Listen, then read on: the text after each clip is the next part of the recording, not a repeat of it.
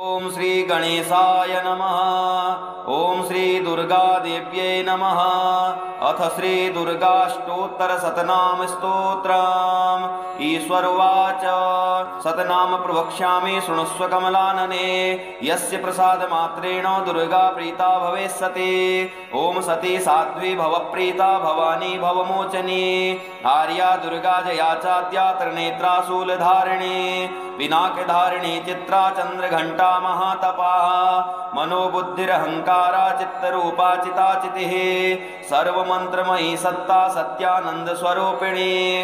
अनंता भाविनी भाव्या भव्या भव्या सदा गते। सांभवी देव माता च चिंता रत्न प्रिया सदा। सर्वविद्या दक्ष कन्या दक्ष यज्ञ विनाशिनी। अपर्णानेक वर्णा च पाटला पाटलावती। पट्टांबर परिधाना कलमंजीर रंजनी। अमेय विक्रमा क्रूरा सुंदरी सुरसुंदरी। वन दुर्गा च मातंगी मतंग मुनि पूजिता। ब्राह्मी माहेश्वरी चैन्द्री कौमारी वैष्णवी तथा। चामुंडा चैव वाराही लक्ष्मीश्च पुरुषाकृतिः। विमलोत्कर्षिणी ज्ञाना क्रिया नित्या च बुद्धिदा। बहुला बहुल प्रेमा सर्ववाहन वाहना। निशुंभ शुंभ हननी महिषासुरमर्दिनी। मधुकैटभ हंत्री च चंडमुंड विनाशिनी। सर्वासुर विनाशा च सर्वदानव घातिनी। सर्वशास्त्रमयी सत्या सर्वास्त्रधारिणी तथा। अनेक शस्त्र हस्ता च अनेकास्त्रधारिणी। कुमारी चैक कन्या च कैशोरी युवती यति। अप्रौढ़ा चैव प्रौढ़ा च वृद्धमाता बलप्रदा। महोदरी मुक्तकेशी घोररूपा महाबला।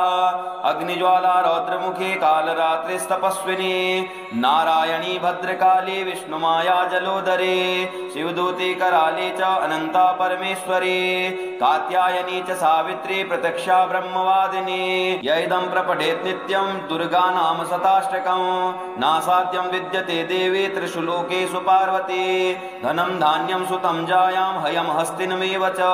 चतुर्वर्गं तथा चान्ते लभेन्मुक्तिं च शाश्वतीं। कुमारीं पूजयित्वा तु ध्यात्वा देवीं सुरेश्वरीं। पूजयेत् परया भक्त्या पठेन्नाम शताष्टकम्। तस्य सिद्धिर्भवेत् देवी सर्वैः सुरवरैरपि। राजानो दासतां यान्ति राज्यश्रियमवाप्नुयात्। गुरुजनालक्तकुङ्कुमेन सिन्दूरकर्पूरमधुत्रयेण। विलिख्य यन्त्रं विधिना विधिज्ञो भवे सदा धार्यते पुरारेः। भौमावास्या निशामग्रे चन्द्रे सद्विषां गते। विलिख्य प्रपठेति स्तोत्रं स भवे सम्पदां पदम्। शतनाम प्रवक्ष्यामि शृणुष्व कमलानने। यस्य प्रसाद मात्रेण दुर्गा प्रीता भवेत्सति। ओम सती साध्वी भव प्रीता भवानी भवमोचनी। आर्या दुर्गा जया चाद्या त्रिनेत्रा शूलधारिणी। पिनाकधारिणी चित्रा चंद्रघंटा महातपा। मनोबुद्धिरहंकारा चित्तरूपा चिताचितिः। सर्वमंत्रमयी सत्ता सत्यानंद स्वरूपिणी। अनंता भाविनी भाव्या भव्या भव्या सदा गते। सांभवी देव माता च चिंता रत्न प्रिया सदा। सर्वविद्या दक्ष कन्या दक्ष यज्ञ विनाशिनी। अपर्णानेक वर्णा च पाटला पाटलावती। पट्टांबर परिधाना कलमंजीर रंजनी। अमेय विक्रमा क्रूरा सुंदरी सुरसुंदरी। वन दुर्गा च मातंगी मतंग मुनि पूजिता। ब्राह्मी माहेश्वरी चैन्द्री कौमारी वैष्णवी तथा। चामुंडा चैव वाराही लक्ष्मीश्च पुरुषाकृतिः। विमलोत्कर्षिणी ज्ञाना क्रिया नित्या च बुद्धिदा। बहुला बहुल प्रेमा सर्ववाहन वाहना। निशुंभ शुंभ हननी महिषासुरमर्दिनी। मधुकैटभ हंत्री च चंडमुंड विनाशिनी। सर्वासुर विनाशा च सर्वदानव घातिनी। सर्वशास्त्रमयी सत्या सर्वास्त्रधारिणी तथा। अनेक शस्त्र हस्ता च अनेकास्त्रधारिणी। कुमारी चैक कन्या च कैशोरी युवती यति। अप्रौढ़ा चैव प्रौढ़ा च वृद्धमाता बलप्रदा। महोदरी मुक्तकेशी घोररूपा महाबला। अग्निज्वाला रौद्रमुखी कालरात्रिस्तपस्विनी। नारायणी भद्रकाली विष्णुमाया जलोदरी। शिवदूती कराली च अनंता परमेश्वरी।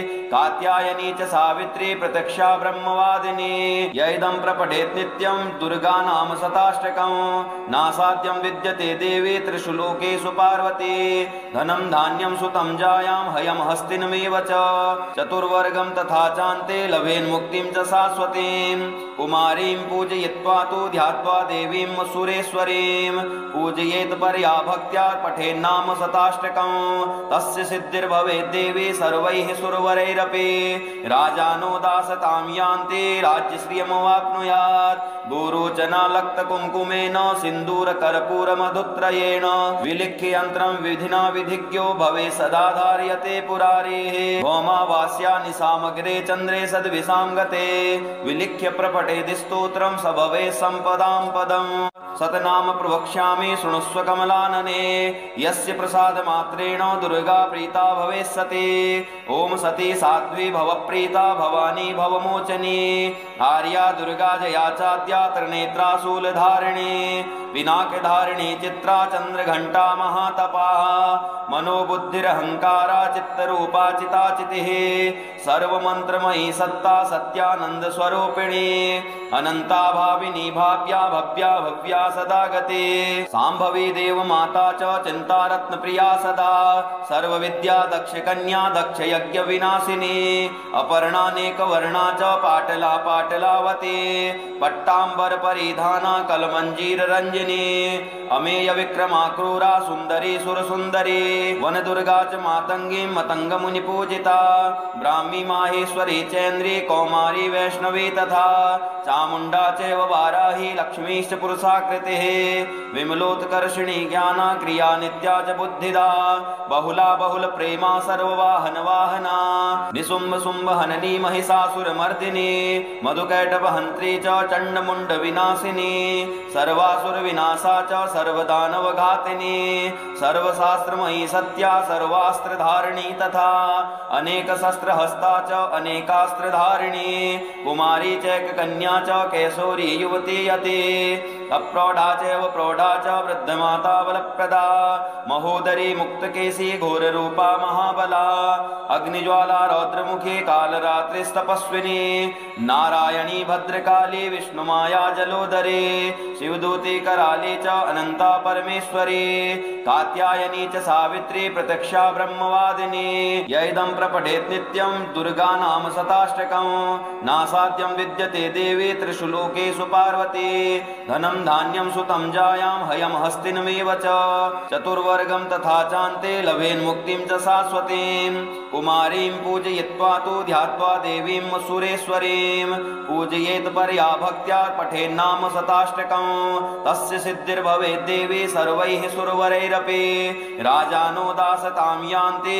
राज्यश्रियमवाप्नुयात् गुरुचनालक्तकुङ्कुमेन सिन्दूरकर्पूरमधुत्रयेण विलिख्य यन्त्रं विधिना विधिज्ञो भवेत् सदा धार्यते पुरारेः भौमावास्या निशामग्रे चन्द्रे सद्विषां गते विलिख्य प्रपठेति स्तोत्रं स भवेत् सम्पदां पदम् सतनाम प्रवक्ष्यामि शृणुष्व कमलानने यस्य प्रसादमात्रेण दुर्गा प्रीता भवेत् सती ओम सती साध्वी भवप्रीता भवानी भवमोचनी आर्या दुर्गा जया चाद्या त्रिनेत्रा शूलधारिणी पिनाकधारिणी चित्रा चन्द्रघण्टा महातपाः मनोबुद्धिरहंकारा चित्तरूपा चिताचितिः सर्वमन्त्रमयी सत्ता सत्यानंद स्वरूपिणी अनंता भाविनी भाव्या भव्या भव्या सदा गते सांभवी देव माता च चिंता रत्न प्रिया सदा सर्वविद्या दक्ष कन्या दक्ष यज्ञ विनाशिनी अपर्णानेक वर्णा च पाटला पाटलावती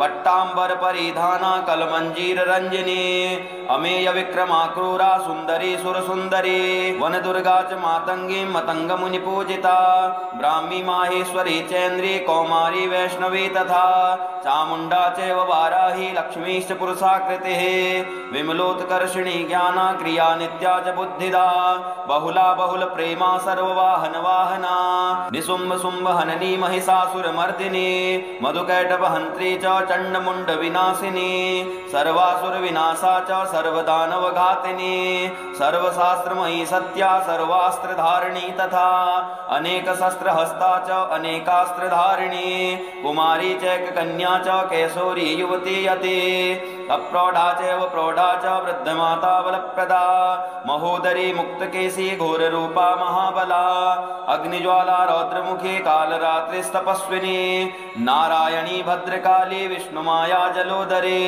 शिवदूती कराली च अनंता परमेश्वरी कात्यायनी च सावित्री प्रत्यक्षा ब्रह्मवादिनी यैदं प्रपठेत् नित्यं दुर्गा नाम शताष्टकं नासाद्यं विद्यते देवी त्रिषु लोकेषु पार्वती धनं धान्यं सुतं जायां हयं हस्तिनमेव च चतुर्वर्गं तथा चान्ते लभेन्मुक्तिं च शाश्वतीं कुमारीं पूजयित्वा तु ध्यात्वा देवीं सुरेश्वरीं पूजयेत् परया भक्त्या पठेन्नाम शताष्टकं तस्य सिद्धिर्भवेत् देवी सर्वैः सुरवरैरपि राजानो दासतां यान्ति राज्यश्रियमवाप्नुयात् गुरुजनालक्तकुङ्कुमेन सिन्दूरकर्पूरमधुत्रयेण विलिख्य यन्त्रं विधिना विधिज्ञो भवेत् सदा धार्यते पुरारेः भौमावास्यानि सामग्रे चन्द्रे सद्विषां गते विलिख्य प्रपठेति स्तोत्रं स भवेत् सम्पदां पदम् सतनाम प्रवक्ष्यामि शृणुष्व कमलानने यस्य प्रसादमात्रेण दुर्गा प्रीता भवेत् सती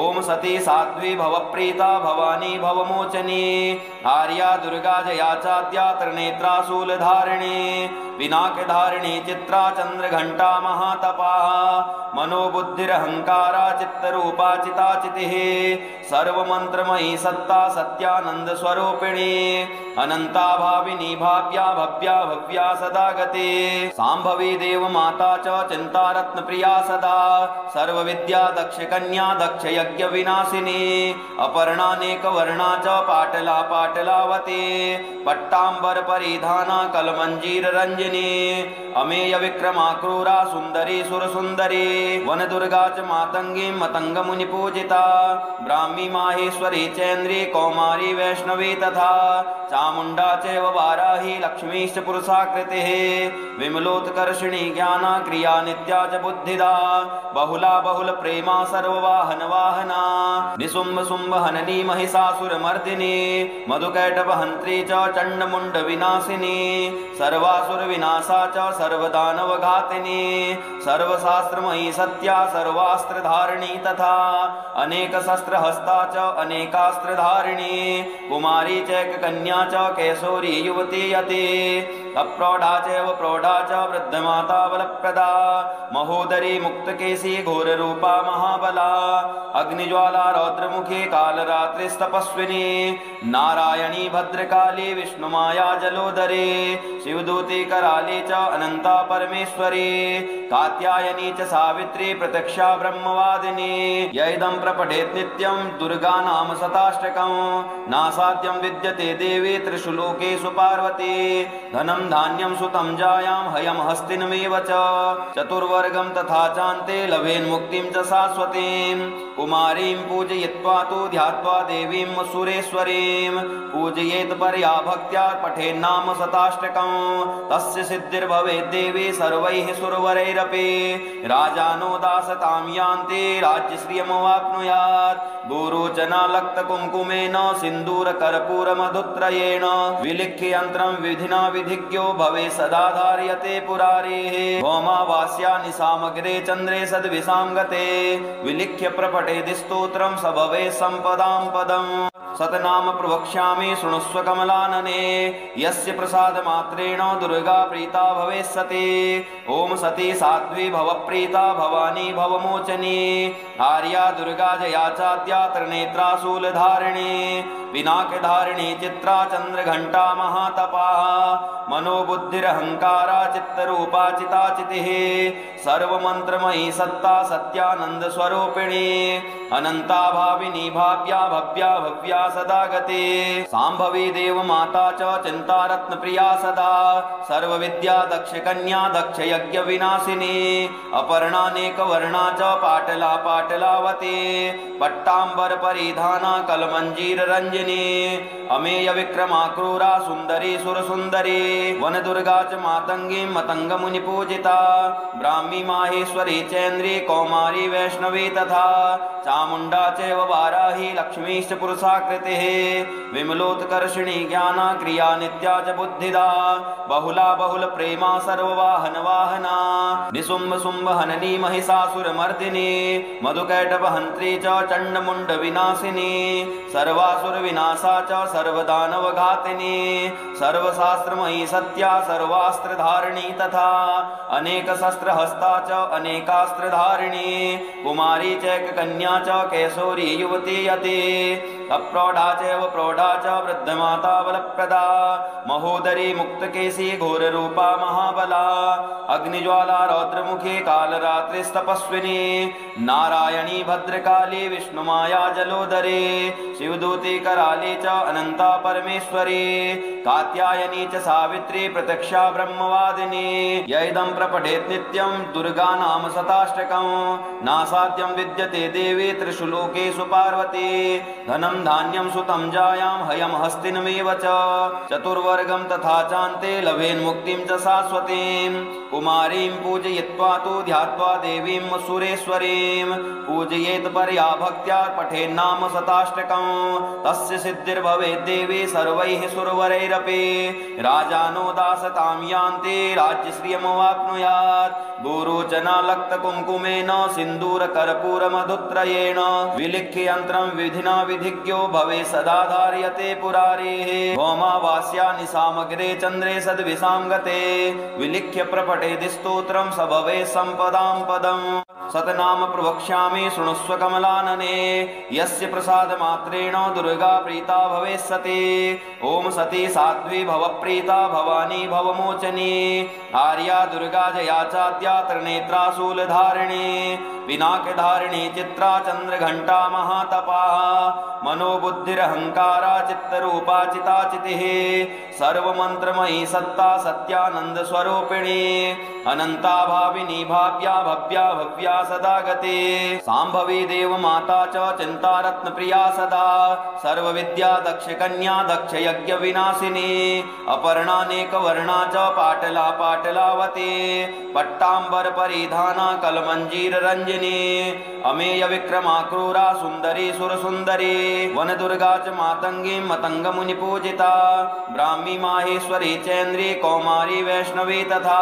चामुण्डा चैव वाराही लक्ष्मीश्च पुरुषाकृतिः विमलोत्कर्षिणी ज्ञाना क्रिया नित्या च बुद्धिदा बहुला बहुल प्रेमा सर्ववाहन वाहना निशुम्भ शुम्भ हननी महिषासुरमर्दिनी मधुकैटभहन्त्री च चण्डमुण्ड विनाशिनी सर्वासुर विनाशा च सर्वदानवघातिनी सर्वशास्त्रमयी सत्या सर्वास्त्रधारिणी तथा अनेक शस्त्रहस्ता च अनेकास्त्रधारिणी कुमारी चैककन्या च कैशोरी युवती यति अप्रौढा चैव प्रौढा च वृद्धमाता बलप्रदा महोदरी मुक्तकेशी घोररूपा महाबला अग्निज्वाला रौद्रमुखी कालरात्रिस्तपस्विनी नारायणी भद्रकाली विष्णुमाया जलोदरी शिवदूती कराली च अनंता परमेश्वरी कात्यायनी च सावित्री प्रत्यक्षा ब्रह्मवादिनी यैदं प्रपठेत् नित्यं दुर्गा नाम शताष्टकं नासाद्यं विद्यते देवी त्रिषु लोकेषु पार्वती धनं धान्यं सुतं जायां हयं हस्तिनमेव च चतुर्वर्गं तथा चान्ते लभेन्मुक्तिं च शाश्वतीं कुमारीं पूजयित्वा तु ध्यात्वा देवीं सुरेश्वरीं पूजयेत् परया भक्त्या पठेन्नाम शताष्टकं तस्य सिद्धिर्भवेत् देवी सर्वैः सुरवरैरपि राजानो दासतां यान्ति राज्यश्रियमवाप्नुयात् गुरुचनालक्तकुङ्कुमेन सिन्दूरकर्पूरमधुत्रयेण विलिख्य यन्त्रं विधिना विधिज्ञो भवेत् सदा धार्यते पुरारेः भौमावास्या निशामग्रे चन्द्रे सद्विषां गते विलिख्य प्रपठेति स्तोत्रं स भवेत् सम्पदां पदम्।